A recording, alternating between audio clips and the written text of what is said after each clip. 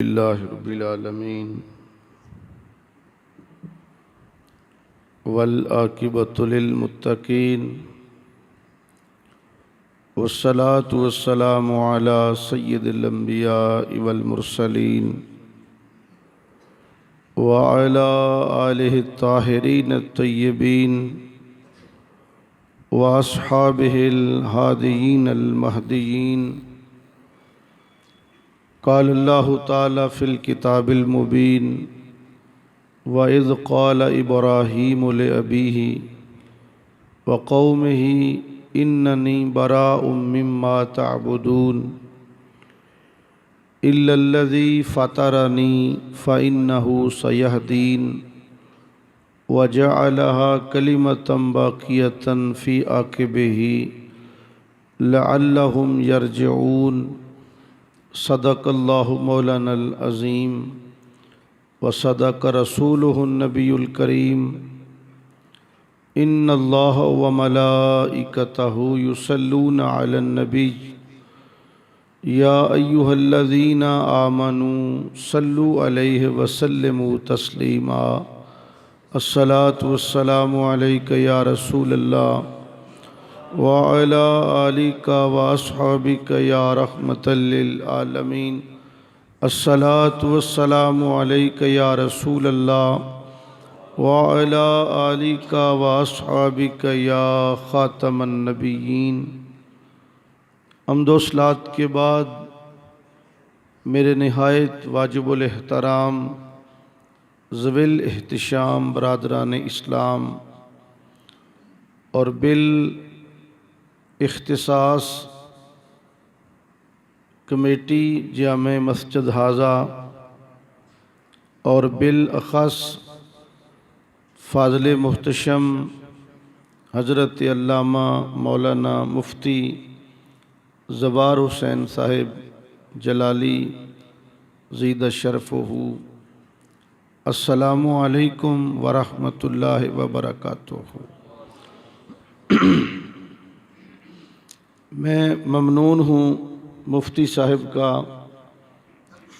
اور اس مسجد کی انتظامیہ کا کہ جنہوں نے بار دیگر شرف گفتگو بخشا۔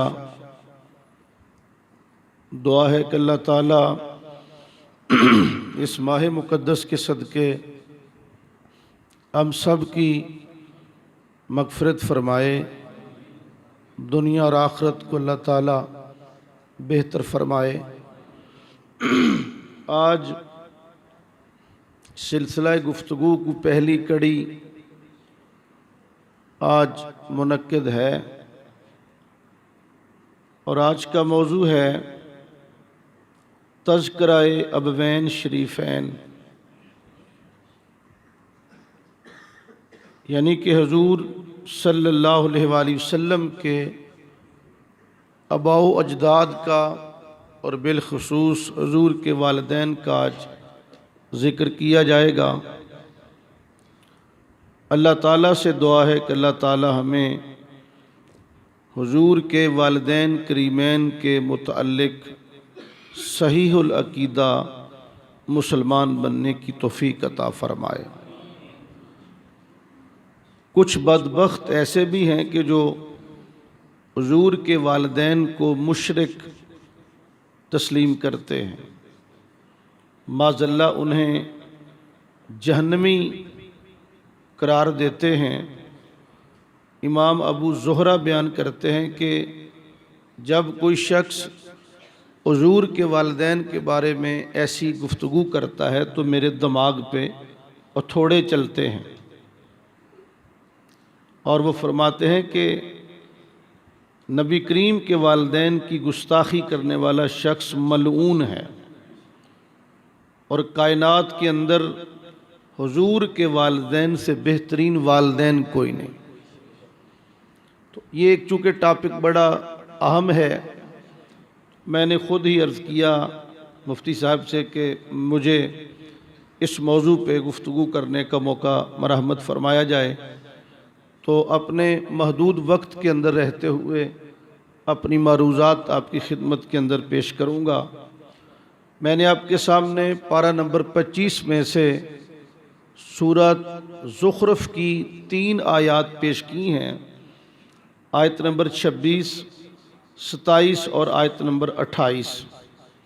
اللہ ارشاد فرماتا وَإِذْ قَالَ إِبْرَاهِيمُ لِأَبِيهِ وَقَوْمِهِ، کہ جب ابراہیم علیہ السلام نے اپنے باپ یعنی کہ چچا سے اور اپنی قوم سے کہا کہ اِنَّنِي بَرَاءٌ مِّمَّا تَعْبُدُونَ، جس کی تم عبادت کرتے ہو میں اس سے بری ہوں، إِلَّا الَّذِي فَطَرَنِي، میں عبادت کروں گا تو فقط اس ذات کی جس نے مجھے پیدا کیا، فَإِنَّهُ سَيَهْدِينِ، ان قریب وہ مجھے ہدایت بھی عطا کرے گا، وَجَعَلَهَا كَلِمَةً بَاقِيَةً، اور اللہ نے کلمہ باقی رکھا ابراہیم کی نسل میں، لَعَلَّهُمْ يَرْجِعُونَ، تاکہ وہ اللہ کی طرف رجوع کرتے رہیں۔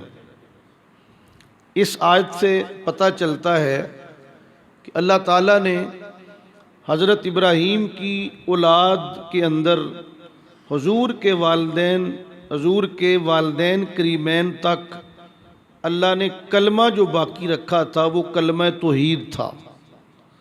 یہ قرآن مجید کا اعلان ہے کہ اللہ نے اس کلمے کو باقی رکھا ابراہیم کی نسل میں۔ پارہ نمبر 1 کے اندر سورہ بقرہ کی آیت نمبر 124 ہے کہ وَإِذِ ابْتَلَىٰ إِبْرَاهِيمَ رَبُّهُ بِكَلِمَاتٍ فَأَتَمَّهُنَّ قَالَ إِنِّي جَاعِلُكَ لِلنَّاسِ إِمَامًا قَالَ وَمِن ذُرِّيَّتِي قَالَ لَا يَنَالُ عَهْدِ الظَّالِمِينَ۔ اللہ فرماتا کہ جب ابراہیم علیہ السلام کو اللہ نے چند کلمات کے ذریعے آزمایا، وہ چند کلمات 10 چیزیں تھیں جن کے اندر ختنہ تھا، مانگ نکالنا، زیر بغل صفائی وغیرہ وغیرہ۔ تو ابراہیم علیہ السلام نے جب ان چیزوں کو پورا کیا تو اللہ فرماتا ہے کہ انی جاعلک للناس اماما، کہ ابراہیم میں تجھے لوگوں کے لیے امام بناؤں گا۔ تو اللہ تعالیٰ نے حضرت ابراہیم علیہ السلام کو ایک ملت خلیل کا امام بنایا۔ آپ کے بعد جتنے نبی آئے وہ سارے ابراہیم کے متبع بن کے آتے رہے، حتیٰ کہ حضور کریم صلی اللہ علیہ وآلہ وسلم بھی اگرچہ امام الانبیاء ہیں لیکن ہیں سنت ملت خلیل کے متبع، یہ حضرت ابراہیم کا خاصہ ہے۔ تو جب آپ نے 10 چیزیں پوری کی، اللہ نے امامت کا وعدہ کیا، تو ابراہیم علیہ السلام نے عرض کی کہ وَمِن ذُرِّيَّتِي، یا اللہ میری اولاد میں سے بھی تو یہ شرف لوگوں کو عطا کرے گا۔ تو جناب باری تعالیٰ میرے مولا نے ارشاد فرمایا کہ لا ینالو عہد الظالمین، کہ اے ابراہیم میرا وعدہ ظالموں کو نہیں پہنچے گا، یعنی حضرت ابراہیم کی اولاد میں سے جو لوگ مشرک ہو جائیں گے، جو لوگ کافر ہو جائیں گے، انہیں یہ وعدہ نہیں پہنچے گا، یہ نجابت، یہ بزرگی، یہ امامت، یہ اعزاز اور یہ شرف انہیں نہیں پہنچے گا۔ ویسے تو اگر دیکھا جائے تو قریش کے 10 قبائل تھے، 10 قبیلے تھے قریش کے، اور قریش ساری کی ساری آل ابراہیم ہے، اولاد اسماعیل ہی ہے، لیکن ابو جہل اور ابو لہب جو ہیں تو یہ بھی قریشی، اگر دیکھا جائے تو یہ بھی اولاد ابراہیم میں سے ہیں، لیکن اللہ کا وعدہ انہیں نہیں پہنچے گا۔ اللہ کا وعدہ اسے پہنچتا ہے کہ جس کے سینے میں ایمان ہو اور نسبت اس کی کالی کملی والے مصطفیٰ سے ہو۔ تو آگے اللہ نے ارشاد فرمایا، سورہ ابراہیم ہے، آیت نمبر 37 ہے، پارہ نمبر 13 ہے۔ حضرت ابراہیم علیہ السلام نے دعا کی، ربنا انی اسکنت من ذریتی بواد غیر ذی زرع عند بیتک المحرم ربنا لیقیموا الصلاۃ فاجعل افئدۃ من الناس تہوی الیہم وارزقہم من الثمرات لعلہم یشکرون۔ ابراہیم علیہ السلام نے اپنی بیوی اور اپنے بچے کو جب ایک لک اور دک صحرا کے اندر غیر ذی زرع بے آب و گیا وادی کے اندر جب آپ نے چھوڑا حضرت ہاجرہ کو اور حضرت اسماعیل علیہ السلام کو، تو کیا کہا کہ اے میرے رب، میں نے اپنی اولاد کو تیرے گھر کے قریب میں نے غیر ذی زرع وادی کے اندر میں نے ان کو ٹھہراؤ دیا. کیوں دیا؟ ربنا لیقیموا الصلاۃ، تاکہ وہ نماز قائم کریں. آگے فرمایا کہ فاجعل افئدۃ من الناس تہوی الیہم، تو لوگوں کے دل ان کی جانب موڑ دے. اصل سید ہو، خالص صحیح سید ہو، عقیدے کے اعتبار سے ٹھیک ہو، صحیح ہو، ظالم نہ ہو. آپ نے سنا نا کہ اگر ابراہیم کی اولاد میں سے کوئی ظالم ہو جائے کہ تو اسے اللہ کا وعدہ نہیں پہنچے گا. یہ سارے شرف، ساری بزرگی اسی بندے کے لیے ہے کہ جو ہو سید لیکن ہو صحیح العقیدہ. اگر کوئی سید ہو کہ وہ بکر صدیق کو گالیاں دیتا ہے، عمر فاروق کو گالیاں دیتا ہے، صحابہ کی گستاخی کرتا ہے، تو نص قطعی سے ثابت ہے کہ لا ینال عہد الظالمین، اس بندے کو اللہ کا وعدہ نہیں پہنچے گا. یہ بزرگی نسب کے اعتبار سے نہیں کہ اولاد ابراہیم میں سے ہے یا آل اسماعیل میں سے ہے تو آپ اس کو وہ شرف دیں گے. قرآن کہہ رہا ہے کہ نسب اسی کو فائدہ دے گا جس کے سینے میں ایمان موجود ہوگا، ظالم نہ ہو، بد عقیدہ نہ ہو، دین کا منکر نہ ہو. تو میں عرض کر رہا تھا کہ اصل سید ہو خالص، آج بھی لاکھوں کے مجمع میں ہو تو اس کی جانب لوگوں کے دل کشاں کشاں کھچے چلے جاتے ہیں. اس میں کمال حضرت ابراہیم کی دعا کا ہے. فاجعل افئدۃ من الناس تہوی الیہم وارزقہم من الثمرات. حضرت ابراہیم نے دعا کی کہ یا اللہ انہیں پھلوں کا رزق عطا فرما، پھلوں کا رزق عطا فرما تاکہ وہ تیرا شکر ادا کریں. مکہ کے اندر سوائے کھجور کے اور کوئی پھل پیدا نہیں ہوتا، جو کہ دانشت کے مطابق بندہ نچید کی دانشت اور مشاہدے کے مطابق ایک ہی پھل پیدا ہوتا ہے، وہ بھی خال خال، چونکہ وہ چٹیل میدان ہیں، پہاڑ ہیں، بے آب و گیا وادیاں ہیں. تو پھل پیدا اگرچہ وہاں کوئی نہیں ہوتا، لیکن پوری دنیا کی بہترین کوالٹی کا پھل مکے کی منڈی میں پہلے پہنچ جاتا ہے. اس میں کمال ابراہیم کی دعا کا ہے.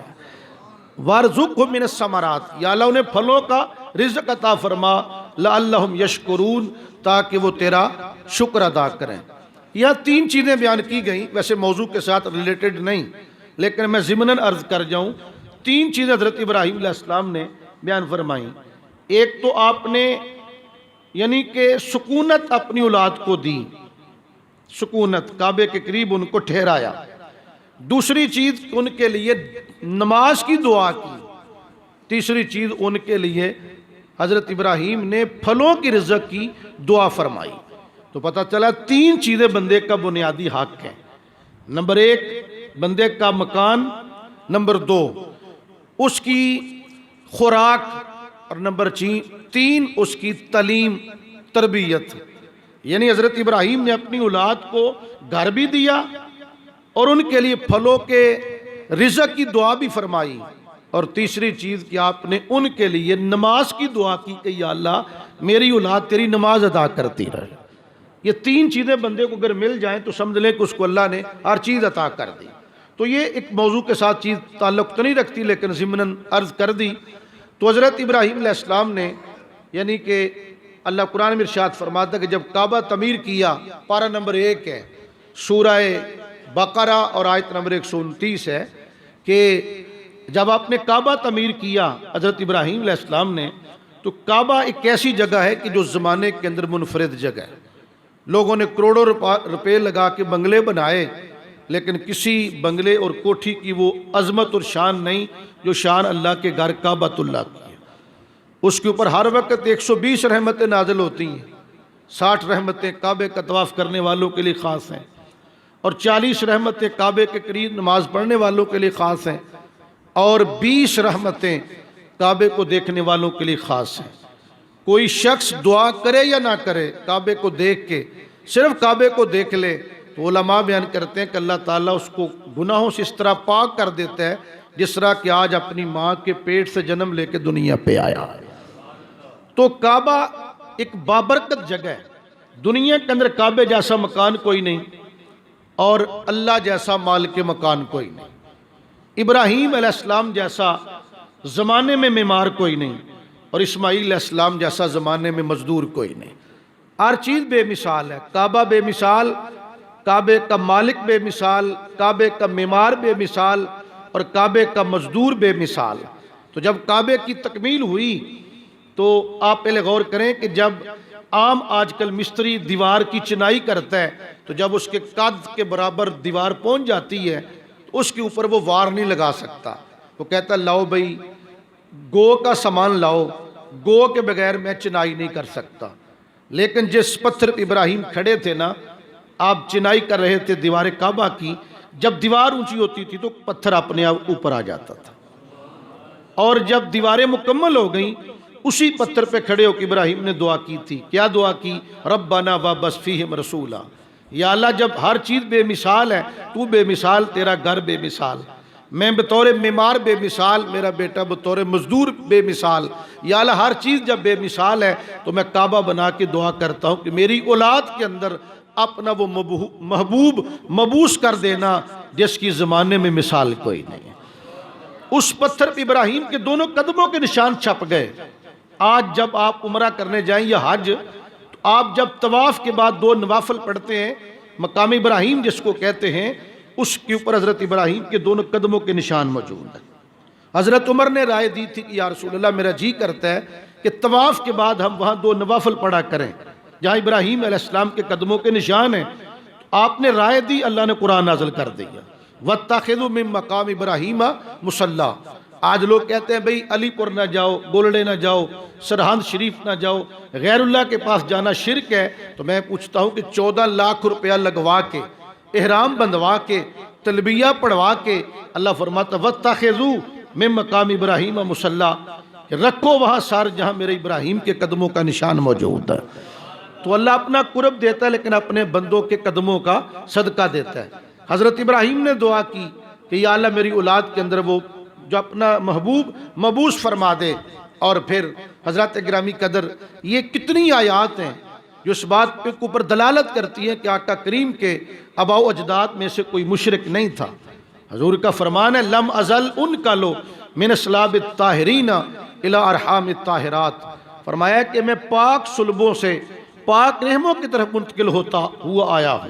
یہ اللہ نے یہ ایک ایسی لڑی قائم رکھی تھی، توحید پر اور صداقت پر ان کو قائم رکھا تھا. تاریخی کتابوں میں آتا ہے، روایات میں آتا ہے کہ آقا کریم کے آباء و اجداد میں سے بڑے بڑے بزرگ گزرے ہیں جنہوں نے بڑی بڑی عظیم چیزوں کا اظہار فرمایا اور جن سے کرامات کا ظہور ہوتا رہا ہے. آقا کریم کے آباء و اجداد میں سے ایک بزرگ ہیں الیاس. ایک الیاس نبی ہیں، یہ نبی نہیں، یہ حضور کے آباء و اجداد میں سے بزرگ ہیں الیاس. ان کے بارے میں آتا ہے جب وہ کعبے کا طواف کرتے تھے نا، ان کی صلب سے آواز آتی تھی لبیک اللہم لبیک لا شریک لک لبیک ان الحمد والنعمت لک والملک. ان کی صلب سے آواز آتی، پشت سے آواز آتی. لوگ پوچھتے جناب یہ آواز کیسی ہے؟ آپ تو چپ ہیں، آپ کی یہ آواز کہاں سے آ رہی ہے؟ وہ فرمایا کرتے تھے کہ یہ میرے محمد کا نور تلبیہ پڑھ رہا ہے. یعنی سرکار کے نور کی آواز آتی تھی ان کی صلب سے، ان کی پشت مبارک سے. اور ایک بزرگ تھے میرے کریم آقا کے آباء و اجداد میں سے جن کا نام تھا کعب بن لؤی. وہ ہر جمعے کے دن، جمعے کو یوم اربع کہا جاتا تھا زمانہ جاہلیت میں، جمعے کے دن دعوت کرتے، اچھا کھانا پکاتے اور اپنے سارے قبیلے کو جمع کرتے صحن حرم کے اندر کعبے کے پاس، ان کے سامنے تقریر کرتے. اور ان کی تقریر کا عنوان ہوتا تھا آیات قدرت، صلہ رحمی، موت کی حقیقت اور دنیا کی بے ثباتی. آپ تقریر کر کے ہر جمعے کو شعر پڑھا کرتے تھے یا لیتانی شاہد فہوا دعوت ہین العشیرت تبغی الحق خذلانا. وہ شعر پڑھتے تھے کاش اس وقت میں زندہ ہوتا جس وقت محمد عربی دنیا پہ آئے گا اور وہ حق کی تبلیغ کرے گا. لوگ حق کو مٹانا چاہیں گے لیکن وہ حق کو بلند کر کے رہے گا. یہ میرے آقا کے دنیا پر آنے سے 300 سال پہلے میرے حضور کا میلاد پڑھا جا رہا تھا، میرے حضور کے آنے کا ذکر ہو رہا تھا. اور آقا کریم کے بزرگوں میں سے ایک بزرگ ہیں جناب نزار کا میں نے تھوڑا، ان کے ابا جی کا نام تھا ماد. جب وہ دنیا پہ آئے نزار، تو ان کی دونوں آنکھوں کے درمیان نور نکلتا نظر آتا تھا۔ تو ان کے والد نے بڑے اونٹ ذبح کیے، پورے مکے کی دعوت کی، دعوت عام کا اہتمام کیا۔ تو جب لوگوں نے کہا کہ آپ نے بہت بڑی دعوت کا اہتمام کیا ہے، انہوں نے کہا یہ تو بہت تھوڑا ہے۔ نزار کا میں نے تھوڑا کہا کہ یہ بہت تھوڑا ہے۔ پوچھا کہ اتنے جانور ذبح کیے پھر بھی تھوڑا ہے؟ فرمایا کہ میرے بیٹے کی پیشانی میں جو آخری نبی کا نور چمک رہا ہے نا، اس کی خوشی کے اندر یہ سارا انتظام بڑا تھوڑا ہے۔ ان کا نام پڑ گیا نزار اسی وجہ سے۔ حضرات توجہ کیجئے، میرے کریم آقا علیہ الصلوۃ والسلام کے جو دادا جان ہیں جناب عبد المطلب، اصل میں ان کا نام ہے عامر، لقب ہے ان کا شیبۃ الحمد۔ ان کو شیبہ کیوں کہتے ہیں؟ اصل میں عربی کے اندر سفید بالوں کو اور بوڑھے شخص کو کہتے ہیں شیب۔ جب وہ پیدا ہوئے تھے نبی کریم کے دادا جی، تو ان کے سر کے اوپر تھوڑے سے بال سفید تھے، تو اس وجہ سے ان کو کہا جاتا شیبۃ الحمد، 14ویں رات کا چاند ان کا لقب تھا۔ نام تھا عامر۔ عبد المطلب نام کیسے پڑا؟ ان کے ننہال تھے مدینہ منورہ، ان کی والدہ کا نام تھا سلمہ، وہ مدینہ میں اپنے میکے تھی۔ ان کے چچا ان کو لینے گئے، یہ کو 2-4 مہینے سے یا 6 مہینے سے مدینے رہ رہے تھے۔ چچا لینے گیا، چچے کا نام تھا مطلب، یعنی حضور کے دادا کے چچے کا نام تھا مطلب۔ وہ لینے گئے اپنے بھتیجے کو مدینہ شریف۔ وہاں جب اپنی بابی سے ملاقات کی تو اس نے کہا میں اپنا بیٹا نہیں بھیجوں گی۔ تو آپ نے فرمایا کہ ہم سردار ہیں، یہ مدینے رہتا ہے، یہ مکے آئے تو اس کی عزت اور زیادہ بڑھے گی، میں لے کے جاؤں گا۔ ماں نہیں مانتی، تو جناب مطلب نے عبد المطلب سے کہا اپنے بھتیجے سے کہ بیٹا آؤ چلیں۔ کہا میں جاؤں تو ضرور لیکن ماں کی اجازت کے بغیر نہیں جاؤں گا۔ چلو ماں کی منت سماجت کی، ماں مان گئی۔ تو جناب مطلب نے اپنے بھتیجے عامر کو اونٹ پہ بٹھایا۔ جب مکے آئے نا تو وہاں شور مچ گیا کہ دیکھو کتنا سونا غلام لے کے آیا ہے، عبد المطلب عبد المطلب، یہ شور پڑ گیا۔ انہوں نے فرمایا کہ یہ میرا غلام نہیں، میرا بھتیجا ہے، یہ ہاشم کا بیٹا ہے اور میرا بھتیجا ہے۔ اس وقت سے حضور کے دادا کا نام پڑ گیا عبد المطلب، نام تو عامر تھا۔ جناب عبد المطلب حضور کے دادا جان، آپ کی زندگی دیکھیں، آپ کی زندگی کے اندر ایک لمحہ ایسا آیا کہ آپ نے منت مانی تھی کہ اگر اللہ مجھے 10 بیٹے دے گا تو میں ایک بیٹا اللہ کے نام پہ ذبح کروں گا۔ یہ منت مان لی، اللہ نے منت پوری کی، 10 بیٹے مل گئے، بیٹے جوان ہو گئے۔ آپ نے جوان 10 بیٹوں کو بلایا اور ان کے سامنے اپنا مدعا پیش کیا کہ میں نے منت مانی تھی کہ اگر اللہ مجھے 10 بیٹے دے گا تو ایک بیٹا میں اپنے اللہ کے نام پہ ذبح کروں گا۔ اب آپ بتائیں کون ذبح ہونے کو تیار ہے؟ تو تاریخ میں آتا ہے کہ 10 کے 10 بیٹے گردنیں جھکا کے کھڑے ہو گئے، ابا جی جس کی گردن پہ جی کرتا آپ چھری چلا لیں۔ ہم 10 کے 10 حاضر ہیں، لیکن قرہ نکلا حضور کے ابا جی کے نام، جناب عبداللہ کے نام۔ حضور کے ابا جی سب سے چھوٹے بھی تھے اور سب سے خوبصورت بھی تھے۔ پرچی نکل آئی کہ یہ ذبح ہوں گے، یہ ذبح کیے جائیں گے۔ جناب عبد المطلب نے بیٹے کی کلائی پکڑ لی، ایک ہاتھ میں چھری پکڑ لی، آپ کعبے کی طرف چل پڑے کہ میں جا کے بیٹا ذبح کروں اور میں اپنی منت کو پورا کروں۔ مکے کے اندر شور مچ گیا کہ عبد المطلب اپنا بیٹا ذبح کرنے چلا گیا ہے، وہ تو آج ذبح کر لے گا لیکن کل ہمیں اگر بیٹے ذبح کرنے پڑے تو ہمارا کیا بنے گا؟ چلو چل کے روکیں۔ پورا مکہ متحد ہو کے عبد المطلب کے سامنے آ جاتا ہے کہ ہم ایسا تجھے نہیں کرنے دیں گے، ہم نہیں ایسا کرنے دیں گے۔ بالآخر فیصلہ یہ ہوا کہ فلاں علاقے کے اندر ایک بی بی ہے کاہنہ، علم نجوم کی ماہرہ ہے، وہ جو فیصلہ کر دے۔ اس بی بی کے پاس گئے، بی بی نے کہا کہ ایک طرف 10 اونٹ کھڑے کرو، ایک طرف یہ لڑکا کھڑا کرو، دوبارہ قرہ نکالو، اگر قرہ نکلے اونٹوں کے نام، اونٹوں کو ذبح کر دینا، اگر قرہ نکلے لڑکے کے نام تو 10 اونٹ بڑھا دینا۔ جب تک قرہ اونٹوں کا نام نکلتا نہیں تم نے 10 اونٹوں کا اضافہ کرتے جانا ہے۔ اس کے مطابق جب عمل درآمد ہونے لگا، ایک طرف 10 اونٹ کھڑے کر دیے گئے، ایک طرف نبی پاک کے ابا جی کو کھڑا کر دیا گیا۔ قرہ نکالا، قرہ نکلا حضور کے ابا جی کے نام، اونٹوں کا اضافہ کر دیا، پھر قرہ نکالا، پھر قرہ نکلا حضور کے ابا جی کے نام، حتیٰ کہ 10ویں مرتبہ جا کے قرہ نکلا اونٹوں کے نام۔ اونٹ بن گئے 100۔ تو جناب عبد المطلب فرمانے لگے کہ نہیں بھائی، آپ اس طرح کریں کہ 3 مرتبہ قرہ نکالیں، اگر تینوں دفعہ قرہ نکلے گا اونٹوں کے نام تو پھر میں اونٹ ذبح کروں گا ورنہ میں بیٹا ذبح کروں گا۔ لوگوں نے 3 دفعہ قرہ نکالا اور تینوں دفعہ قرہ اونٹوں کے نام نکلا، اور اس طرح اللہ تعالیٰ نے حضور کے والد گرامی کی جگہ پہ 100 اونٹوں کی قربانی لے کر کے اپنے محبوب کے والد کو زندہ رکھ لیا تھا۔ اور حضور اسی لیے کہا کرتے تھے انا ابن ذبیحین، میں 2 ذبیحوں کا بیٹا ہوں۔ حضور کے کو تھوڑے تعارف تو نہیں نا، میرے آقا امام الانبیاء ہیں، میرے آقا شب اسرا کے دولہا ہیں، میرے آقا نور الانوار ہیں، میرے آقا حبیب کردگار ہیں، لیکن تعارف کروایا تو کہا کہ میں 2 ایسی ہستیوں کا بیٹا ہوں جنہوں نے اپنے ابا جی کی اطاعت میں ذبح ہونا بھی قبول کر لیا تھا۔ ان میں سے ایک عبداللہ ہے اور دوسرے حضرت اسماعیل علیہ السلام ہے۔ حضرات توجہ کیجئے، جب آپ کو لوگ روک رہے تھے نا کہ بیٹا ذبح نہیں کرنے دیں گے، تو آپ آگے سے کیا کہہ رہے تھے؟ آہدتہ وانا موفن اہدا واللہ لا یحمد شیء حمدہ اذا کان مولایا وان عبدہ نظرت نظرا لا احب ردہ ولا احب ان عیش بعدہ۔ آپ کے دادا جان کیا کہتے ہیں میرے آقا کے؟ فرماتے ہیں لوگوں میں نے منت مانی ہے اور میں منت پوری کر کے رہوں گا، وہ میرا مولا ہے اور میں اس کا بندہ ہوں، اس کے بعد کسی کی تعریف نہیں، ساری تعریفوں کا مالک وہ ہے، اور میں اگر منت پوری نہ کروں تو میں زندہ ہی نہیں رہوں گا۔ اب آپ مجھے فیصلہ کر کے بتائیں کہ جو شخصیت زمانہ جہلیت کے اندر چاند جیسا بیٹا اپنے اللہ کے نام پہ ذبح کرنے کے لیے تل جاتا ہے، مجھے بتائیں اس سے بڑا توحید پرست اور کون ہو سکتا ہے؟ اس سے بڑا توحیدی اور کون ہو سکتا ہے؟ آج جن لوگوں نے نبی کے والدین کے بارے میں معاذ اللہ عقیدہ غلط رکھا، ان کی کوئی چیز اللہ کی بارگاہ میں قبول نہیں ہوگی۔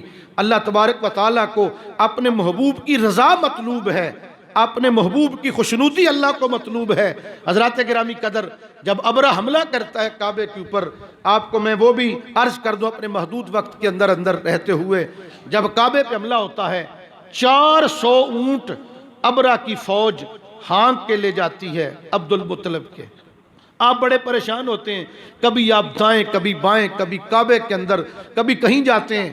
حضرت عبد المطلب نے کعبے کا غلاف پکڑ کے دعا کی کہ یا اللہ، ایک بندہ بھی اپنے گھر کی حفاظت کرتا ہے اور تو بھی اپنے گھر کی حفاظت فرما، اے میرے مولا، کہیں ایسا نہ ہو کہ لا یغلبنا صلیبہم، کہیں عیسائیوں کی صلیب تیرے کعبے پر غالب نہ آ جائے۔ عیسائی اتنے بھی اچھے نہیں جتنی آج میڈیا وکالت کر رہا ہے ان کی، آج اتنی ان کی سائیڈ لے رہا ہے۔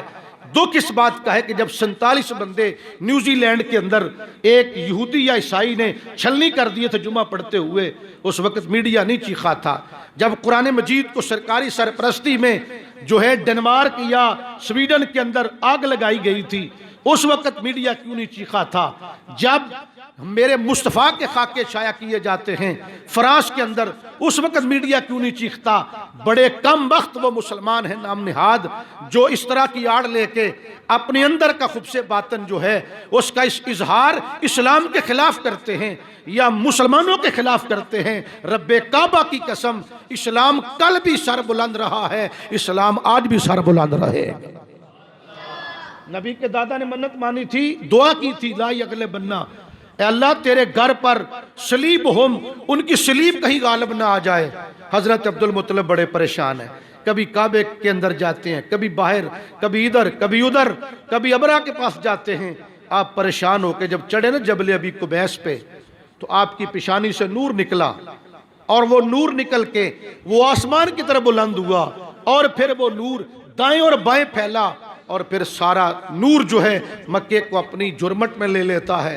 عبد المطلب کو سکون ہو گیا، آپ نے فرمایا چلو واپس گھروں کو چلیں۔ لوگوں نے پوچھا کعبے کی حفاظت نہیں کرنی؟ انہوں نے کہا کہ نہیں، اب کعبہ جانے کعبے والا جانے۔ اور ابرہ کے پاس جا کے کہا میرے 4 سونٹ میرے حوالے کر، تو جان کعبے والا جانے۔ لوگوں نے پوچھا وجہ کیا ہے؟ تھوڑی دیر تو پہلے آپ بڑے پریشان تھے، اب آپ بڑے مطمئن ہو گئے ہیں۔ آپ فرماتے ہیں کہ میری پیشانی سے میرے پیارے کا نور ظاہر ہو چکا ہے، اور نور آسمان کی طرف بلند ہوا ہے، پھر کعبے پہ پھیلا ہے۔ مجھے پتا چل گیا ہے کہ اللہ نور مصطفیٰ کا صدقہ اپنے گھر کی خود حفاظت فرمائے۔ پھر آپ نے دیکھا الم تری کیف فعل ربک باصحاب الفیل، اللہ نے پھر ابابیلوں کو جھنڈ بھیجے جن کی چونچ کے اندر ایک ایک کینکر تھا، مسور کے دانے کے برابر ایک ایک کینکر ان کے پنجوں میں تھا۔ وہ کینکر پھینکتے تھے اور کینکر ایٹم بم بن کے لگتا تھا، ہاتھی سوار کے سر پہ لگتا، چیرتا ہوا ہاتھی کو بھی چیر کے زمین تک پہنچ جاتا، اور حالت کیا ہو جاتی؟ کاشف معقول۔ اللہ فرماتا جس طرح کوئی جانور چارہ کھا کے اگالی کر کے گوبر نکالتا ہے، اس طرح ہاتھی سواروں کو اللہ نے ابابیلوں کے ذریعے غرق کروایا تھا۔ کعبے کی حفاظت اللہ نے فرمائی تو مصطفیٰ کریم کے نور کا صدقہ فرمائی تھے۔ حضور کے ابا جی کا تذکرہ سنیں، نبی پاک کے والد گرامی حضرت عبداللہ رضی اللہ تعالیٰ عنہ، آپ پورے مکے کے اندر سب سے زیادہ خوبصورت تھے۔ خوبصورت کیوں نہ ہوتے، ان کے ماتھے میں نور مصطفیٰ چمکتا تھا۔ آپ فرماتے ہیں اپنے ابا جی کو، ابا جی جب میں کبھی کسی درخت کے نیچے بیٹھتا ہوں نا تو درخت کی ٹہنیاں میری طرف جھک جاتی ہیں، اور ٹہنیوں سے آواز آتی ہے، پتھروں سے آواز آتی ہے، شجر و حجر سے آواز آتی ہے۔ کیا آواز آتی ہے؟ سلام علیک ایھا المستودع ظہرہ نور محمد۔ ٹہنیوں سے آواز آتی تھی کہ اے آخری نبی کے نور کے امین، تجھے میرا سلام ہو۔ ٹہنیاں آواز دیتی ہیں، پتھر آواز دیتے ہیں، شجر و حجر آواز دیتے ہیں۔ اور نبی پاک کے ابا جی فرماتے ہیں کہ میں اگر کبھی خشک گھاس پہ بیٹھ جاتا ہوں تو وہ ہری ہو جاتی ہے، گھاس ہری ہو جاتی ہے، اور ٹہنیاں جھک جاتی ہیں۔ جب تک بیٹھا رہتا ہوں ٹہنیاں جھکی رہتی ہیں۔ یہ حضور کے ابا جی کا تذکرہ ہے۔ اور آپ کے بارے میں آتا ہے کہ عیسائیوں کے ہاں، یہودیوں کے ہاں بالخصوص یہ علامت معروف تھی کہ جب آخری نبی کا والد دنیا پہ آئے گا تو حضرت یحییٰ کے جبے میں سے تازہ خون ٹپکنے لگ جائے گا۔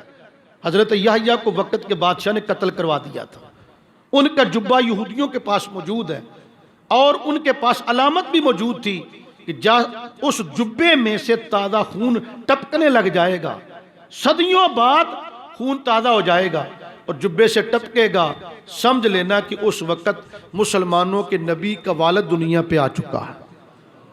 علامت پوری ہوئی، جبہ یحییٰ میں سے خون ٹپکا، شام کے یہودیوں کو پتہ چل گیا کہ نبی آخر الزمان کا والد دنیا پہ آ گیا ہے۔ تو وہ میرے آقا کے ابا جی کی ٹو میں رہتے تھے، بڑی دفعہ انہوں نے پیچھا کیا، ایک دفعہ تو حملہ بھی کیا نا۔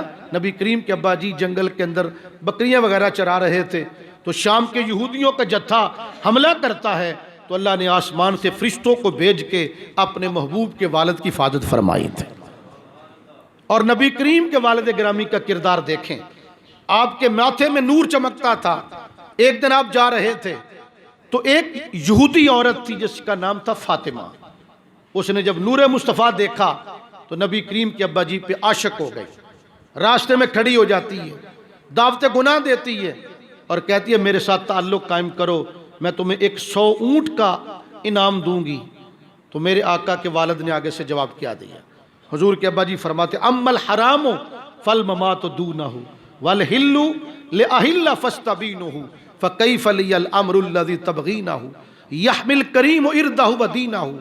نبی پاک کے ابا جی کا کردار دیکھیے، نبی پاک کے ابا جی کا جو ہے دامن دیکھی کتنا پاک تھا۔ نبی کے ابا جی فرماتے ہیں بی بی جس کام کی طرف تو مجھے بلا رہی ہے وہ تو حرام ہے، وہ تو زنا ہے۔ فرمایا کہ میں مر جانا گوارا کرتا ہوں لیکن میں حرام کام گوارا نہیں کروں۔ یہ نبی کے والد گرامی کا فرمان ہے۔ فرماتے ہیں میں نکاح کروں گا۔ زمانہ جاہلیت کے اندر 2 چیزیں ہوتی تھیں، ایک نکاح ایک صفا۔ نکاح ہوتا تھا حلال، نکاح کے تحت ایک مرد اور عورت آپس کے اندر ایک رشتہ ازدواج کے اندر منسلک ہوتے تھے۔ ایک ہوتا تھا صفا، یہ بھی جائز تھا زمانہ جاہلیت میں، لوگ زنا کرتے تھے، جس کا جی کرتا جس عورت کے ساتھ تعلق قائم کر لیتا، اسے صفا کہتے ہیں۔ میرے آقا فرماتے اللہ نے میرے آباء و اجداد کو صفا سے پاک رکھا تھا، میرے آباء و اجداد نے نکاح فرمایا تھا۔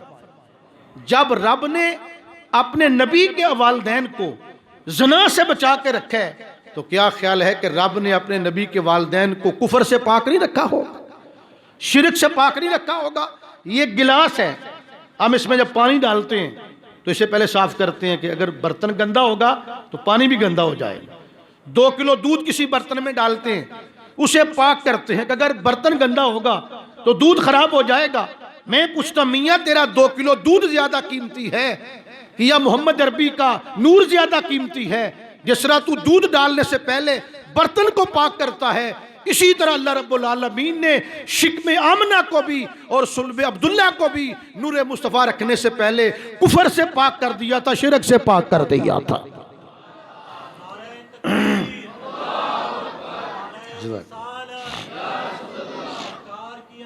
مرحبا مرحبا مرحبا۔ حضرات گرامی قدر، نبی کریم کی امی جان نام نامی اس میں گرامی ہے حضرت آمنہ بنت وہب۔ حضرت آمنہ کے یعنی کہ والد گرامی کا نام ہے وہب، ان کے ابا جی عبد مناف۔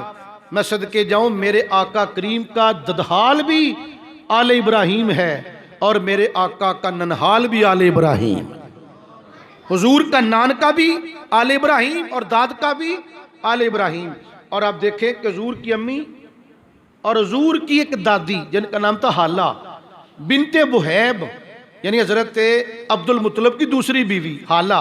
حضور کی جو ابا جی کی والدہ تھیں وہ تو تھی نا آمنہ، اور پھر حضور کی جو دادی تھیں وہ تھیں جناب حضرت فاطمہ بنت عمر بن عائز، فاطمہ نام تھا حضور کی یعنی کہ دادی جان کا۔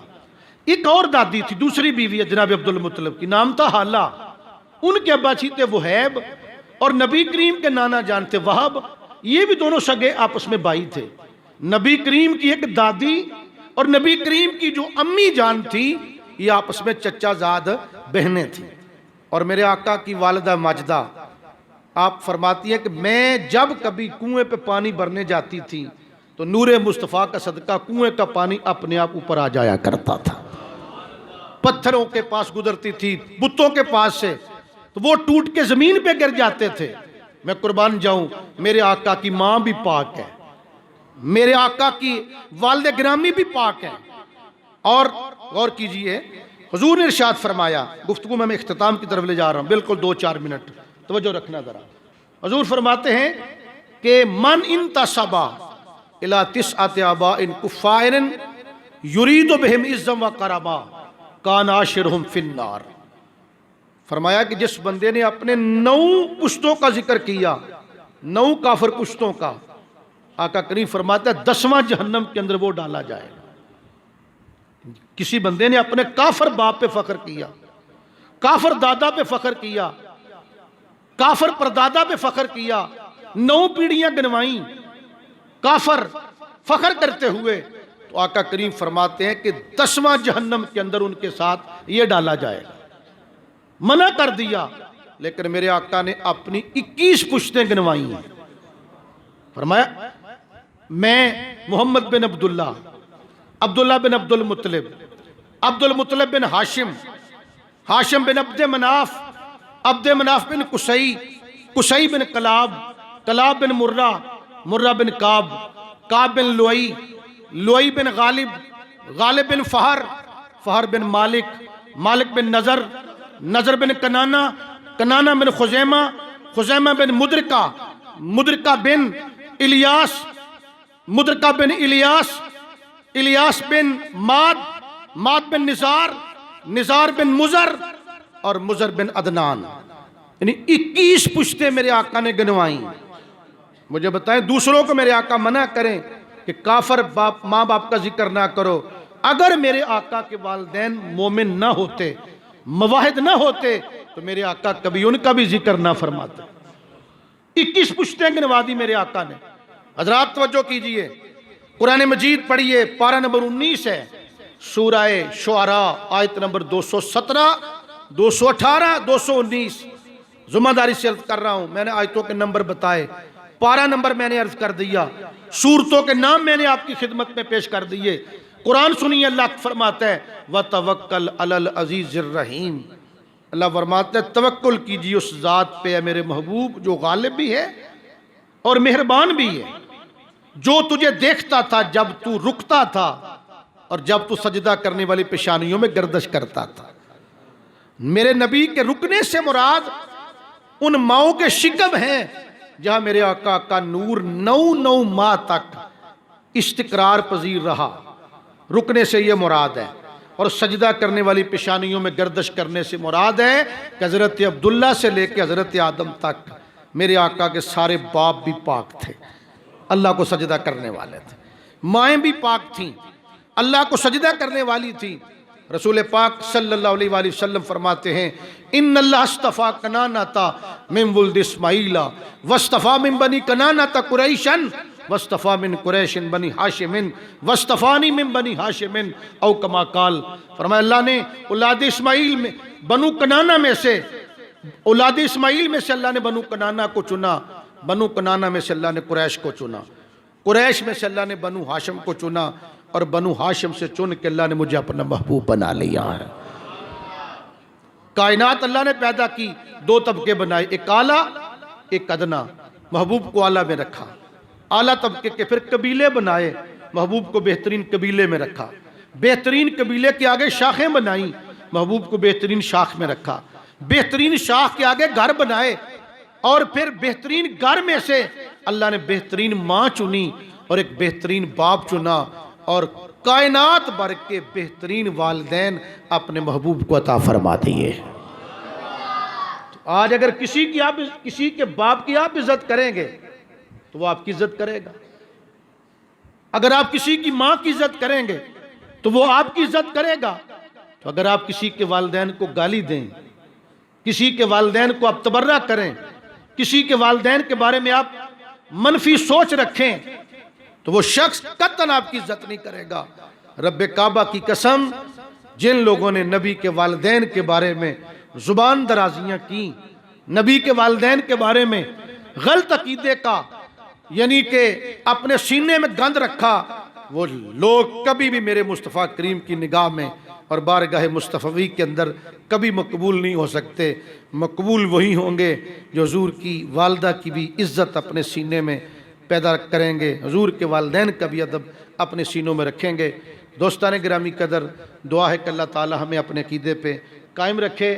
اور مجھے جنید آصف صاحب نے ابھی آتے بتایا ہے کہ ان کے ابا جی ماشاءاللہ جو درود پڑھنے کے لحاظ سے منفرد شخصیت کے عامل تھے، اور آپ نے کو 1.5-2 کروڑ مرتبہ درود پاک، بلکہ ہو سکتا ہے کہ میرا اندازہ غلط ہو، اس سے بھی زیادہ پڑھا ہو۔